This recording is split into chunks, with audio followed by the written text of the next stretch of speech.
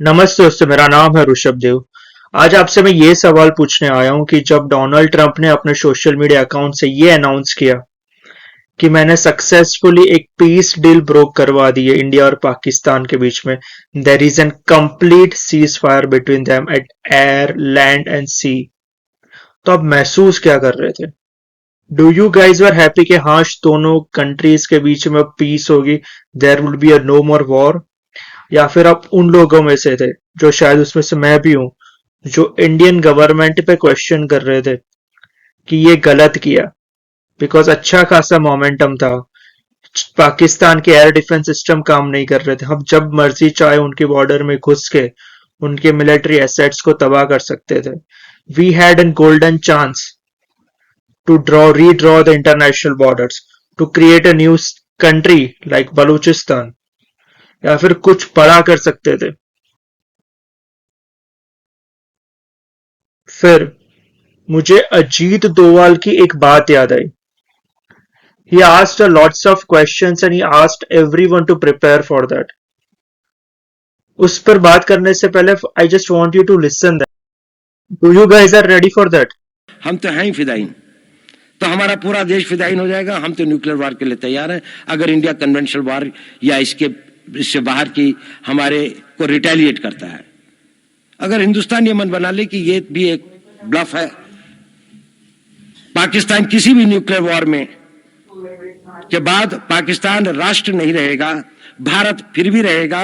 अगर कुछ नुकसान हुआ भी तो जितने बचेंगे वो फिर भी इतने काफी होंगे कि दुनिया के ऊपर में अपनी उसको ले जा सकते हैं। एक बार दिल बनाने की बात है।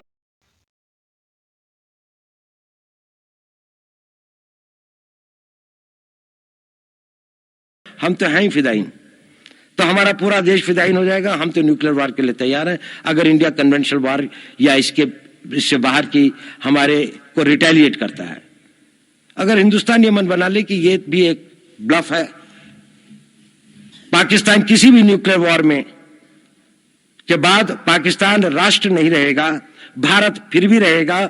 अगर कुछ नुकसान हुआ भी तो जितने बचेंगे वो फिर भी इतने काफी होंगे कि दुनिया के ऊपर में अपनी उसको ले जा सकते हैं। एक बार दिल बनाने की बात है। नेपोलियन कहा करता था, आफ्टर मी द डेली। तो जब आपने वो देखा, ही क्लियरली आस्क कि पाकिस्तान तो तैयार बैठा है मारने के लिए, क्या तुम सब कुर्बानी देने के लिए तैयार हो? कुर्बानी सिर्फ अपनी खुद की नहीं दी जाती, अपने जज्बात, अपने परिवार, बाकी सब लोगों की भी कुर्बानी देनी पड़ती है। फर्ज करो कि पाकिस्तान ने न्यूक्लियर बॉम्ब फेंक ही दिया है हम पे, उन्होंने छोड़ दिया है। वो न्यूक्लियर शायद मुंबई के लिए हो सकता है, अहमदाबाद के लिए हो सकता है, चेन्नई, बेंगलोर, या फिर दिल्ली, या फिर कहीं और भी जा सकता है।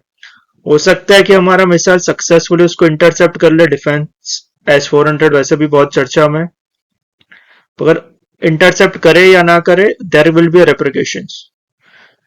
फर्ज करो कि एक लड़का मुंबई का है, उसने वहां पढ़ाई की, वहां से पढ़ा बड़ा, और वो काम करने के लिए कहीं और चला जाता है, शायद बेंगलोर।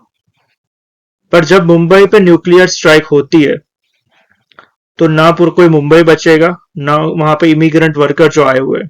पर वो लड़का जो बेंगलोर काम करने गया है वो जिंदा बचेगा, और उसको वो ट्रॉमा, वो सब कुछ छोड़ के he is prepare for that, कि इंडिया की ग्रोथ के वो पार्ट करे, या फिर वो दुखी होके बैठा रहेगा।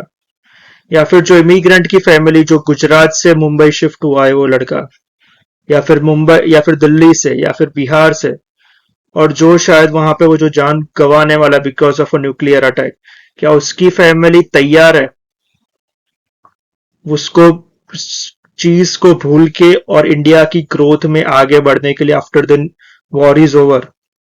Are you ready to prepare yourself for the sacrifice that India needs today? I don't know what's gonna be the decision of the government at today at 10 a.m. अगर हम फुल फ्लैजेड वॉर के लिए जाते हैं कि नहीं जाते, but are you guys are ready for that? If yes, तो कोई बात नहीं, अगर नहीं तो तैयार बना लो। Because if we go for a war, then it's 99% it's gonna be a nuclear war. So I want you to be on a same board as a country. And I just don't want you to support, but want also to be ready for the sacrifice for the country. Jai Hind, Jai Bharat.